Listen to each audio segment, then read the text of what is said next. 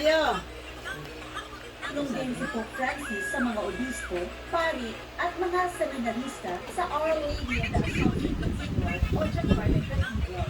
Isa sa mga pumunta sa cathedral, ang parang Pinoy na si Cara Mike na nagpakasakali ng punta sa Bukaba. Siya nandito. Ay. Hindi, may tao talagang ganyan pag magsalita yung Iliyang dati, di ba, dito? Dito.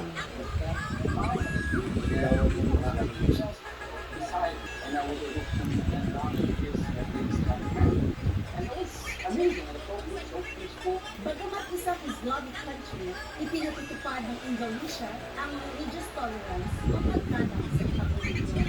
Sa katunayan, kalsada lang ang pagitan ng Jakarta Cathedral at Istiqlal Mosque, ang pinakamalaking mosque sa Southeast Asia. Yung halina nga ng Santo Papa sa interfaith meeting. Maging mga Katoliko ay nag-abang para masilayan ng Santo Papa. Gaya ng protestante si Edwin na umaksinat sa trabaho